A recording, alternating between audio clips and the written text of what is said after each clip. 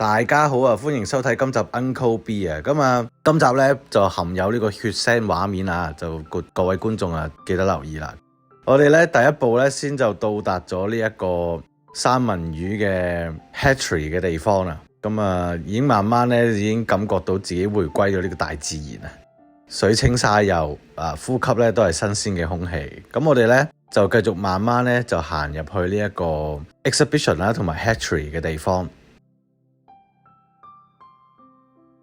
咁左邊咧仲有一個魚塘，你見到其實一個咁多溪澗嘅呢個系統咧，其實養育咗好多唔同嘅生命。咁嚟到呢個位咧就有兩大缸魚嘅，工作人員咧就介紹俾我哋聽啦。呢一罐咧就係男嚟嘅，另外一罐咧見到有卵喺水入邊嘅咧就係女嚟嘅。呢一個係 hatchery 啦，咁一陣間我哋就會再翻嚟呢個位咧，再展示嗰個三文魚咧係點樣係幫佢哋繁殖嘅。咁成個空間就係用一啲好自然嘅方法，將呢個自然嘅風景同埋一個人造嘅空間咧擺埋一齊。咁仲有呢個 learning room 添。咁呢個 learning room 咧類似一個小型嘅博物館或者 exhibition 咁嘅。咁入面講咗係喺呢一帶嘅 Kanaka Creek 呢一帶究竟有啲乜嘢嘅物種啦。而嗰個河流同溪澗係點樣去孕育唔同嘅物種啦。呢個依家手上拎住嘅咧就係三文魚卵啦。由第一日係卵啦，開始有眼仔咧就22日，真係變成魚仔咧，咁就大概去到100日左右。成個三文魚嘅 life cycle 咧就依家咁樣就開始噶啦。咁呢度有啲小知識啦。咁究竟其實成個 British Columbia 有幾多條三文魚仔咧？咁樣或者三文魚咧？原來只係有9000條嘅啫。咁 Richmond 咁多人都食晒啦。三文魚卵啊，存活率啊，或者佢變化由蛋變成呢個真係魚要有幾多 percent？ 只有1% 嘅啫。咁所以其實喺自然界，一條三文魚能夠出世咧，真係一將功成萬骨枯啊！依家又見到一放大咗嘅三文魚卵啦，呢啲係未受精嘅三文魚卵嚟嘅。平時我哋食就冇留意咁多啦。但係呢一批工作人員咧，或者係呢一批其實係居民嚟嘅，好多都係義工嚟嘅。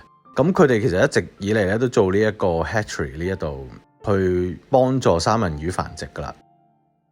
依家工作人員咧就先攞一條雌性嘅三文魚出嚟啦，一嚟咧就先就將佢剝暈，睇落去咧就好暴力咁樣嘅。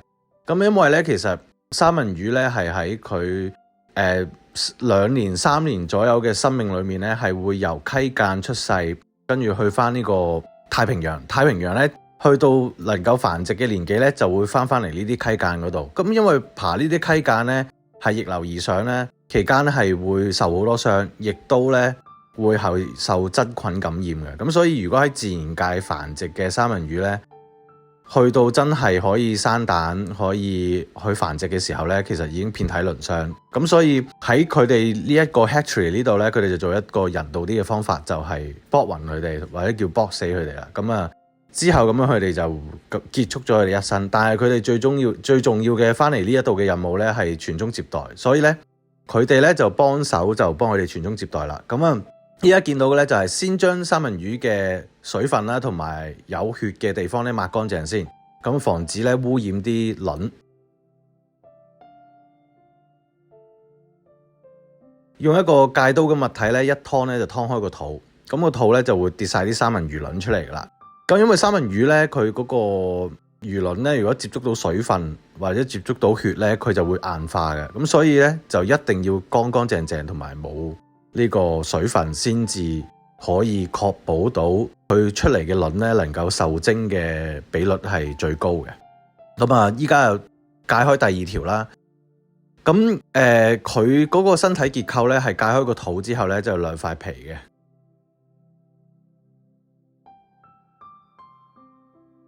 再之後，依家咧佢哋就數緊究竟有幾多粒三文魚卵啦。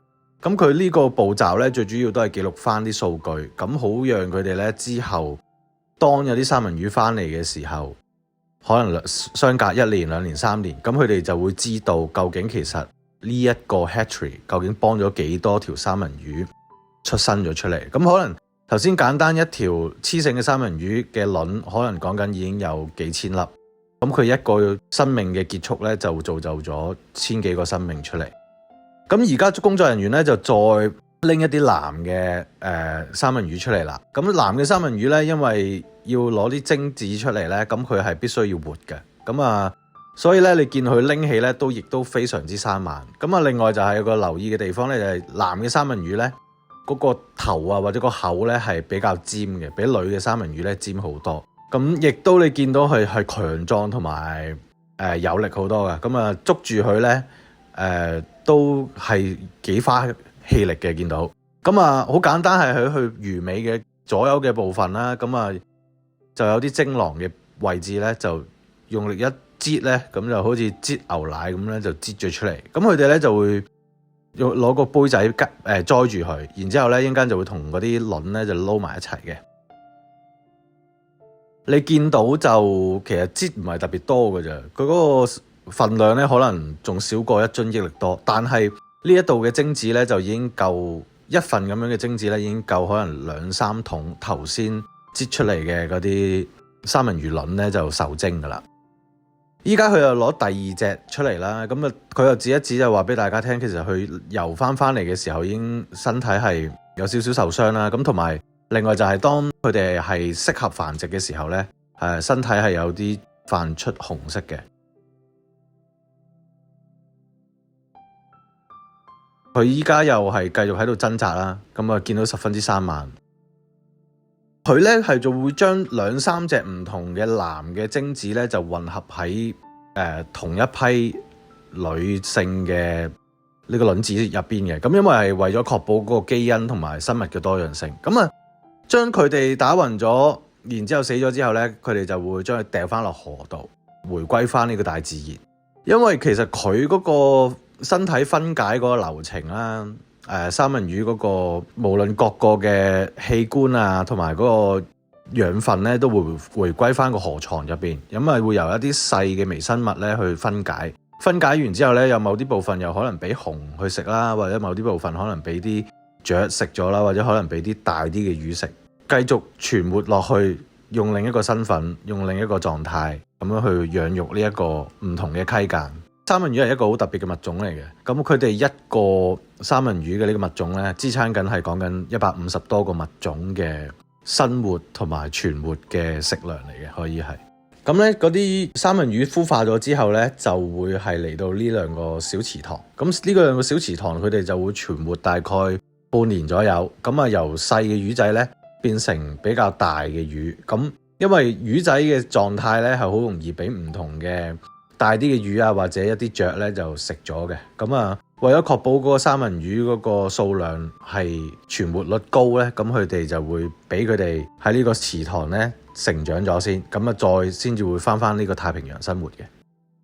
其實今次咧睇呢個咁嘅保育中心加 hatchery 咧，嗰個感觸都幾大嘅。咁首先咧，佢哋呢一班人咧，最原本開始有呢個 hatchery 咧，係一個好似雞棚咁細嘅1900幾年開始。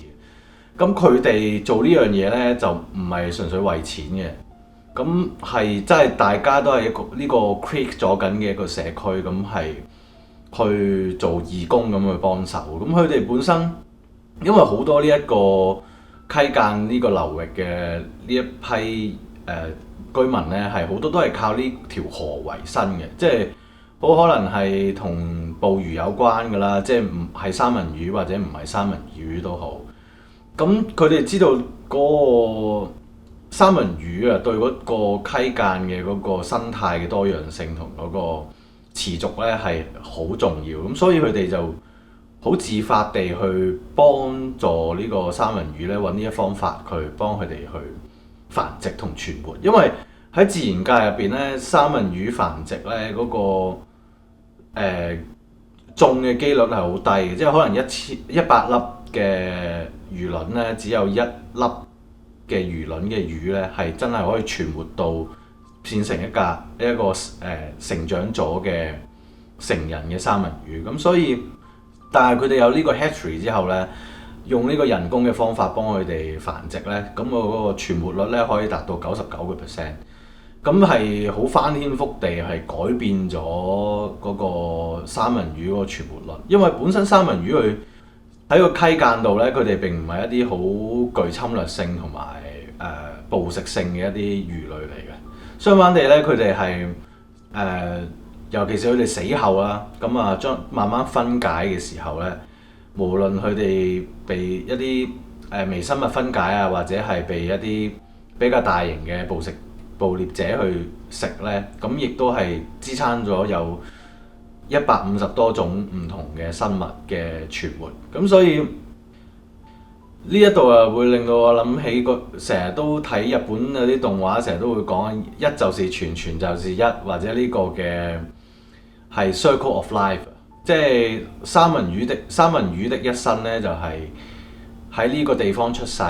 然之後喺個河塘仔度成長完之後呢，佢哋游翻出呢個太平洋去存活啦，去食唔同嘅生物，去收集一啲營養翻嚟啦。咁然之後到佢哋1年2年到繁殖嘅時候呢，又逆流而上翻去呢啲溪澗嗰度，咁啊產卵啦，然之後就係再孕育新一代嘅三文魚，而佢哋就會死去，然之後咧再回歸翻呢一個河床，再豐富翻呢一個溪澗嘅生物嘅多樣性。我覺得係好神奇嘅，所有嘢都係關聯嘅，亦都係冇辦法係單獨存活嘅。係好多嘢都係靠同埋感恩，因為有呢個三文魚所賜嘅，即係除咗我哋可以食壽司啊、食三文魚卵之外。